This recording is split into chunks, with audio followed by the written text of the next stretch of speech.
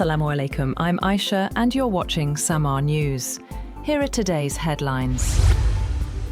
Pakistan has stepped into a pivotal diplomatic role as it hosts high-stakes US-Iran talks aimed at turning a fragile ceasefire into a permanent peace agreement in the Middle East. Delegations from Washington and Tehran are arriving in Islamabad tonight, with direct negotiations set to begin on Friday morning. The US delegation is being led by Vice President JD Vance, accompanied by Special Representative Steve Witkoff and Senior Advisor Jared Kushner. On the Iranian side, Foreign Minister Abbas Araqchi and Parliamentary Speaker Baqir Qalibaf will represent Tehran. The talks are aimed at transforming the current two-week temporary ceasefire into a lasting peace arrangement. Unprecedented security arrangements have been implemented across Islamabad and Rawalpindi. More than 5,000 police personnel have been deployed, while law enforcement and intelligence agencies are on high alert.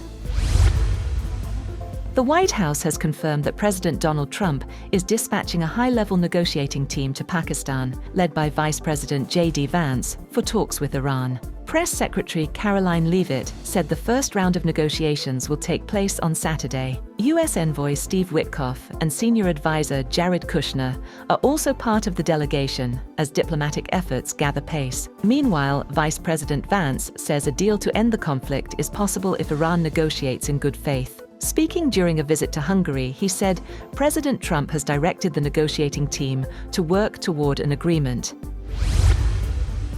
Trump has said that a peace deal with Iran may be within reach, even as tensions simmer on the ground. He said he is very optimistic that a deal with Iran could soon be achieved, speaking in a phone interview with NBC News. He claimed Iranian leaders adopt a more flexible tone in private discussions compared to their public statements. Also, during a phone call, Trump urged Israeli Prime Minister Benjamin Netanyahu to scale back military operations in Lebanon to support peace efforts. He later confirms the conversation, saying he spoke to Netanyahu and he's going to low-key it. Meanwhile, Benjamin Netanyahu says Israel is seeking direct talks with Lebanon as regional tensions threaten a fragile ceasefire between the United States and Iran. He said negotiations would focus on disarming Hezbollah and establishing peaceful relations, with talks expected to begin soon. The push comes as global energy flows remain disrupted, with limited traffic through the Strait of Hormuz and diplomatic efforts expanding from Islamabad to Washington. Iran says the Strait of Hormuz is open to all vessels that coordinate with its military. Deputy Foreign Minister Saeed Khatibzadeh said ships, including American vessels, can pass as long as there is no hostile behavior and prior authorization is obtained. Tehran has also stressed that safe passage depends on coordination with authorities, reinforcing its control over the vital global energy route. Meanwhile, NATO chief Mark Rutte says the alliance is willing to play a role in securing the Strait of Hormuz if required. Speaking in Washington, he said member states are now providing strong support to the United States, despite some initial delays at the start of the conflict. Rutte added that allies are responding to requests from President Donald Trump as discussions continue on securing the vital global energy route.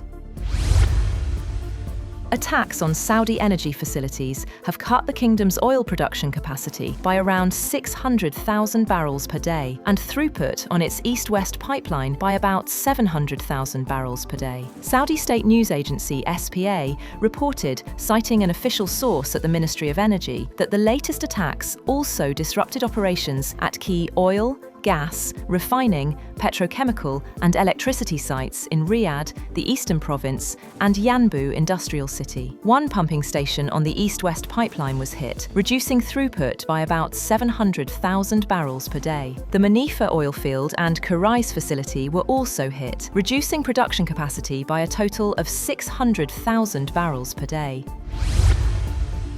And US First Lady Melania Trump has denied that she had any relationship with Jeffrey Epstein and said she was not one of his victims, thrusting the Epstein matter back into the spotlight after her husband had sought to put it behind him. She denied online speculation that the disgraced financier and sex offender had introduced her to Donald Trump, saying she had met her husband at a New York City party in 1998, 2 years before crossing paths with Epstein at another event she attended with Trump. She also urged Congress to hold public hearings for Epstein victims to tell their stories under oath.